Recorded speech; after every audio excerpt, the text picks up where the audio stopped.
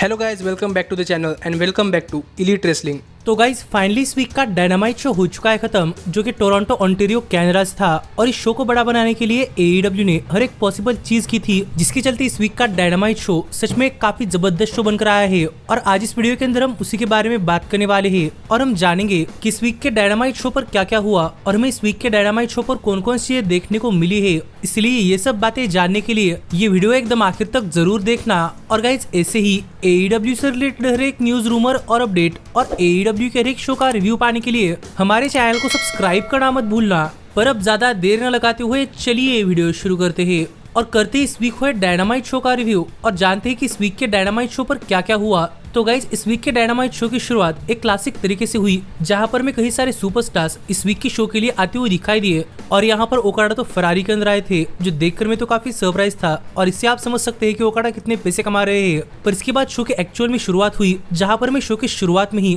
Tony Shivani यहाँ पर Mercedes मोने को बुलाते हुए दिखाई दिए। और जब मर्सिडीज मोने यहाँ पर आए तब टोनी शिवानी ने मर्सिडीज मोने को माइक दे दिया और बात करते हुए मर्सिडीज मोने ने कहा कि सच में मर्सिडीज मोने ने रेसलिंग को काफी ज्यादा मिस किया है और इसके लिए वेट नहीं कर सकती जब वो AEW के अंदर रेसल करे। लेकिन AEW के अंदर काफी सारे लोग ऐसे हैं जो कि मर्सिडीज को नहीं पहचानते, इसलिए मर्सिडीज मोने ने अपने तरफ से एक वीडियो पैकेज तैयार किया है, जिससे कि लोगों को पता चल जाएगा कि मर्सिडीज मोने कौन है। और एक कहकर मर्सिडीज मोने ने यहाँ पर अपना वीडियो पैकेज दिखाया, जहाँ पर हमने देखा कि हमें मर्सिडीज मोने का एक एडवेंचर दिखाया गया है, कैसे वो हॉलीवुड के अंदर गई, फैशन शोज पर गई, लेकिन इस सब के बावजूद उनका ट्रू पैशन रेसलिंग रहा था। और उन्होंने न्यू जापान प्रो रेसलिंग के अंदर रेसल किया, जहाँ पर विल नाइटिंगेल की भी आमने सामने आई। और यहाँ पर इस मैच के अंदर उन्हें एक इंजरी भी हुई, जो उनकी पूरी स्टोरी इस वीडियो पैकेज के अंदर दिखाई गई। लेकिन यहीं पर बात करते हुए मर्सिडीज मोने ने कहा कि वीडियो पैकेज देखकर आप सब लोगों को तो पता चल ही चुका होगा कि मर्सिडीज मोने अपने करियर के अंदर पूरी तरीके से रिटायर होने तक पहुंची थी, क्योंकि उन्हें एक करियर थ्रेटनिंग इंजरी हुई थी। लेकिन इसके बावजूद भी उन्होंने अपना कमबैक किया है और इंजरी से रिटर्न करने के बाद अब विल नाइटिंगेल को देखने वाली है।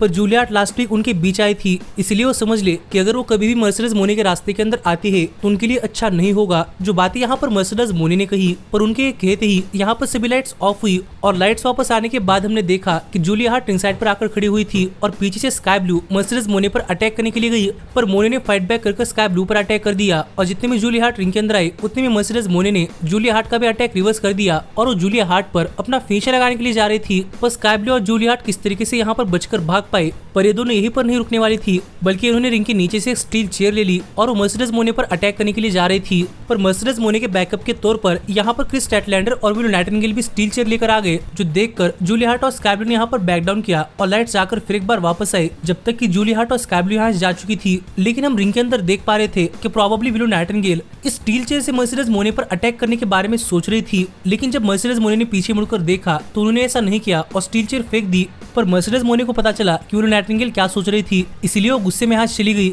जिससे कि हमें आगे देखने के लिए मजा आने वाला था कि आगे स्टोरी के अंदर क्या होता है। पर इसके बाद हमें दिखाया गया कि किस तरीके से इस वीक का डायनामाइट शो शुरू होने से पहले एलेक्स मार्वेज बैकस्टेज में काजुचिका ओकाडा का इंटरव्यू ले रहे थे। और यहाँ पर एलेक्स मार्वेज ने ओकाडा को यूजुअली रेन मेकर ओकाडा बुलाया, जो देखकर यंग बक्स काफी खुश थे। पर यहाँ पर बात करते हुए यंग बक्स ने कहा कि ओकाडा का इस वीक एक काफी बड़ा मैच होने वाला है और माना कि यंग बक्स उनके अच्छे दोस्त थे, पर वो EVP भी है, इसलिए वो रिंग साइड पर नहीं हो सकते। लेकिन वो बैकस्टेज से ओकाडा के मैच पर जरूर नजर रखने वाले हैं, जो बातें यंग बक्स ने कही। लेकिन यहीं पर एडी किंगस्टन से बात करते हुए ओकाडा ने पहले तो जापानीज के अंदर कुछ कहा, पर इसके बाद एडी किंगस्टन से कहा कि ओकाडा उनके चैंपियनशिप के लिए आने वाले हैं। और एक कहकर ओकाडा तो यहाँ चले गए। लेकिन यहाँ पर यंग बक्स ने एलेक्स मार्वेज से पूछा कि ओकाडा ने जापानीज के अंदर क्या कहा। और यूजुअली एलेक्स मार्वेज को कुछ नहीं पता, लेकिन यंग बक्स एलेक्स मार्वेज को नेक्स्ट वीक जापानीज सीख कर उनके साथ इंटरव्यू करने के लिए कह रहे हैं। तो देखना पड़ेगा कि अब नेक्स्ट वीक एलेक्स मार्वेज क्या करते हैं। पर इसके बाद हमें रेने पैकेट डायनामाइट शो पर अपकमिंग मैच को अनाउंस करती हुई दिखाई दी, जो कि एडी किंगस्टन और ओकाडा के बीच में कॉन्टिनेंटल चैंपियनशिप के लिए 1-on-1 मैच होने वाला था। और गाइस जैसे ही मैच शुरू हुआ, वैसे ही क्राउड इस मैच के लिए काफी हाइप्ड अप था। और मैच शुरू होते ही एडी किंगस्टन ने यहाँ पर ओकाडा पर काफी तगड़ा अटैक करना स्टार्ट कर दिया और सरप्राइजिंगली यहाँ पर ओकाडा काफी मार खा रहे थे। और गाइस ये देखकर यहाँ पर पूरा का पूरा क्राउड फक हिम अप के चैंट्स कर रहा था, जो चैंट्स ओकाडा के खिलाफ होंगे ये मैंने कभी एक्सपेक्ट नहीं किया था। और हमें ओकाडा भी इस मैच के अंदर एक टाइम के लिए भागते हुए दिखाई दिए, पर ओकाडा की हील टैक्टिक्स थी और उन्हें इस तरीके से एडी किंगस्टन पर सरप्राइज अटैक कर दिया, जिससे कि ओकाडा भी इस मैच के अंदर अपना कमबैक कर पाए। और ये देखकर बैकस्टेज में टोनी खान के साथ बैठे हुए यंग बक्स भी काफी खुश हो रहे थे। और ऐसे ही मैच आगे कंटिन्यू हुआ, जहां पर हमें ओकाडा की तरफ से इस मैच के अंदर अच्छे खासे मूव्स देखने को मिले, पर एडी किंगस्टन भी इस मैच के अंदर बने रहे और उन्होंने आउट ऑफ नोवेयर ओकाडा पर एक नहीं बल्कि 2 बार अपना फिनिशर यानी कि स्पिनिंग बैकफिस्ट भी लगा दिया। लेकिन फिर भी ओकाडा इस मैच के अंदर बने रहे, जो देखकर एडी किंगस्टन फिर एक बार ओकाडा पर अपना फिनिशर लगाने के लिए गए, पर तीसरी बार एडी किंगस्टन का फिनिशर रिवर्स कर ओकाडा ने उन पर अपना फिनिशर रेन मेकर लगा दिया और सरप्राइजिंगली एडी किंगस्टन को पिन कर ओकाडा ने ये मैच जीत लिया है और ओकाडा बन चुके हैं नए कॉन्टिनेंटल चैंपियन, जो देखकर बैकस्टेज में यंग बक्स भी काफी खुश हो रहे थे। पर पायरो खत्म होने के बाद हमने देखा कि यहाँ पर पाक आकर रैंप पर खड़े हो गए और पाक को देखकर ओकाडा पाक को रिंग के अंदर बुला रहे थे,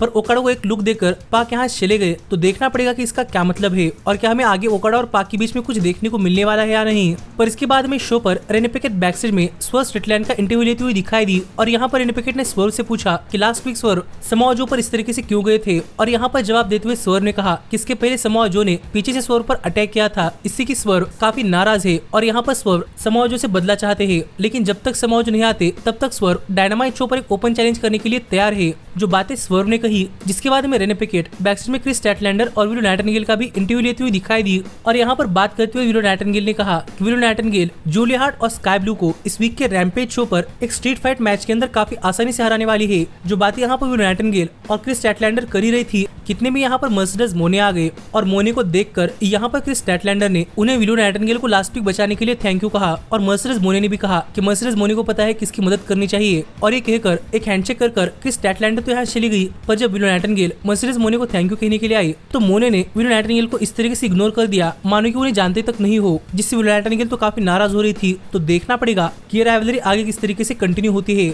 लेकिन इसके बाद में शो पर क्रिस जेरिको एक 1-on-1 मैच के अंदर हुक को फेस करते हुए दिखाई दे रहे थे और गाइस सच में इस मैच के अंदर हुक ने काफी शाइन किया है, क्योंकि जैसे ही मैच शुरू हुआ वैसे हुक ने इस मैच के अंदर जेरिको पर एक्सप्लोडर सुपरलेक्स लगाना स्टार्ट कर दिया, जो देखकर जेरिको इस मैच की शुरुआत से ही काफी सरप्राइज थे और जेरिको को इस मैच की शुरुआत में बढ़त बनाने के लिए काफी प्रॉब्लम हो रही थी। और इसी बीच हुक ने जेरिको पर अच्छे खासे मूव्स लगाए और जेरिको पर एक नहीं दो नहीं बल्कि 8 बार एक्सप्लोडर सुपरलेक्स और जर्मन सुपरलेक्स लगाए, जो देखकर एक तरीके से यहाँ पर हुक को देखकर मानो ऐसा लग रहा था कि वो ब्रॉक लेसनर ही है। और मेरी इस कमेंट से अगर काफी सारे लोग ऑफेंड हो जाएंगे तो हो जाने दो, क्योंकि मुझे नहीं पता कि लोग चीजें कब लाइटली लेना स्टार्ट करेंगे। पर इससे आप समझ सकते हैं कि हुक इस मैच के अंदर परफॉर्मेंस कितनी जबरदस्त रही, लेकिन इसके बावजूद भी जेरिको अपने हाई फ्लाइंग मूव्स के सहारे इस मैच के अंदर अपना कमबैक करने का ट्राई कर रहे थे, पर फिर भी हुक जेरिको की इन हाई फ्लाइंग मूव्स को ऐसे ही एक्सप्लोडर सुपरलेक्सेस के अंदर कन्वर्ट कर देते, जो देखकर एक टाइम के लिए जेरिको टॉप रोप से हुक पर फिनिशर लगाने के लिए गए, पर हुक ने इसे अपने फिनिशर रेड ड्रम के अंदर कन्वर्ट कर लिया। पर जेरिको किस तरीके से रिवर्स कर पाए, और जब जेरिको हुक पर एक वॉल्स ऑफ जेरिको लगाने के लिए जा रहे थे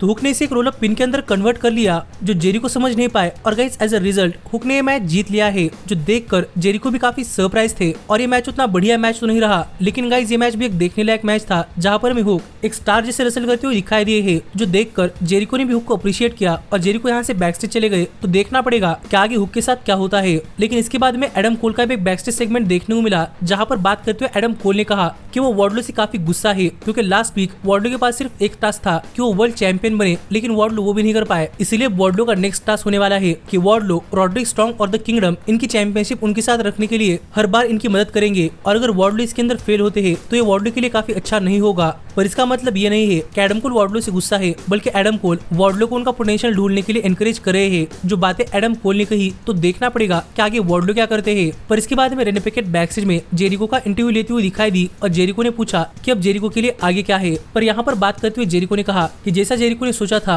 हुक बिल्कुल वैसे ही है, और हुक ने दिखा दिया है कि हुक एक सुपरस्टार लेवल के रेसलर है। पर नेक्स्ट वीक जेरिको के पास हुक के लिए एक प्रपोजल है, जो कहकर जेरिको यहाँ चले गए। तो देखना पड़ेगा कि नेक्स्ट वीक जेरिको और हुक के बीच में क्या होता है। पर इसके बाद में टोनी शिवानी विल ऑस्प्रे को बुलाते हुए दिखाई दिए, जिसके बाद यहाँ पर ऑस्प्रे भी आ गए और फिर एक बार उन्हें यहाँ पर एक मेगा स्टार का वेलकम मिला है। लेकिन यहाँ पर बात करते हुए ऑस्प्रे ने कहा कि लास्ट टाइम जब ऑस्प्रे कैनेडा के अंदर थे तब ऑस्प्रे काफी नॉटी बॉय थे, लेकिन ऑस्प्रे अब चेंज हो चुके हैं। और ऑस्प्रे ने ऐसा इसलिए कहा क्योंकि लास्ट टाइम जब शो कैनेडा के अंदर हुआ था तब ऑस्प्रे हील थे, लेकिन यहीं पर फेस बनकर ऑस्प्रे ने सबसे पहले सबकी माफी मांगी। और यहाँ पर ब्रायन डेनियल्सन के बारे में बात करते हुए ऑस्प्रे ने कहा कि ऑस्प्रे ने सुना है कि लास्ट वीक ब्रायन ने कहा है कि मानो कि ऑस्प्रे ने जापान के अंदर केनी ओमेगा के शूज फिल कर जापान को एलिवेट किया है, लेकिन ऑस्प्रे यही सेम चीज AEW के अंदर नहीं कर सकते और ऑस्प्रे ब्रायन के शूज कभी फिल नहीं कर सकते, जो बातें ब्रायन ने कही थी। लेकिन ऑस्प्रे ब्रायन को बताना चाहते हैं कि ऑस्प्रे ब्रायन के शूज कभी फिल भी नहीं कर पाएंगे, क्योंकि ब्रायन के शूज काफी छोटे हैं। और एक कहकर एक तरीके से मानो ऑस्प्रे कह रहे हो कि ब्रायन की लेगेसी काफी छोटी है, पर ऑस्प्रे ये जरूर प्रूव करने वाले हैं कि ऑस्प्रे ब्रायन ब्रायन से बेहतर है और ये करने के लिए क्यों ना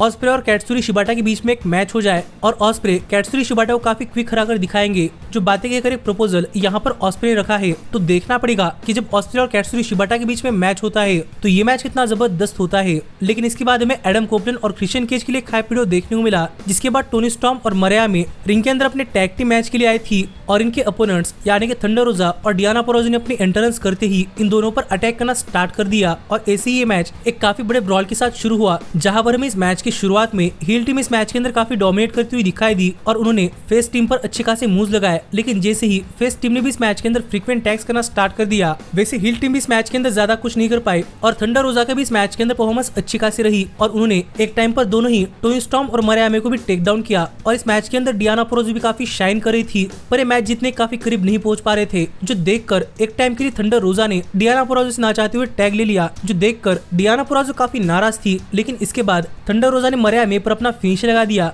जो देखकर टोनी स्टॉर्म रिंग के अंदर आए और वो थंडर रोजा पर अपना फिनिशर लगाने के लिए गई, जिसे थंडर रोजा ने एक रोल अप पिन के अंदर कन्वर्ट कर लिया और एज अ रिजल्ट थंडर रोजा ने अपने टीम के लिए ये मैच जीत लिया है। जो देखा जाए थंडर रोजा की टीम के लिए एक काफी शानदार विक्ट्री थी, लेकिन फिर भी यहाँ पर डियाना पेराइजो इस चीज से काफी नाराज थी कि थंडर रोजा ने उनके पीठ पीछे उनसे टैग ले लिया है, जिससे हम देख पा रहे हैं कि फेस टीम के बीच में शायद नहीं बन रही। तो देखना पड़ेगा कि आगे क्या होता है। लेकिन इसके बाद में स्वर्व स्विट्जरलैंड डायनामाइट शो पर अपना ओपन चैलेंज करते हुए दिखाई दिए और स्वर्व का ओपन चैलेंज किसी और ने नहीं बल्कि बुचर ने एक्सेप्ट कर लिया। और जब बुचर और स्वर्व ये मैच ऑफिशियली स्टार्ट हुआ, तब स्वर्व ने मैच की शुरुआत से ही बुचर पर नॉनस्टॉप अटैक करना स्टार्ट कर दिया, पर बुचर भी इस मैच के अंदर शाइन कर पाए हैं और उन्होंने भी इस मैच के अंदर स्वर्व पर अच्छे खासे मूव्स लगाए, पर इन मूव्स का स्वर्व पर कुछ असर नहीं हुआ और आउट ऑफ नोवेयर स्वर्व ने बुचर पर अपना सिग्नेचर हाउस कॉलिंग और फिनिशर स्वर्व स्टॉम्प लगा दिया। पर सरप्राइजिंगली बुचर को पिन करने के बजाय स्वर्व ने बुचर पर अपना नया सबमिशन शॉर्ट आर्म बार लगाया और यहाँ पर सबमिशन के सहारे स्वर्व ने मैच जीत लिया। पर यह मैच खत्म होने के बाद यहाँ पर माइक लेकर बात करते हुए स्वर्व ने कहा कि जब स्वर्व ने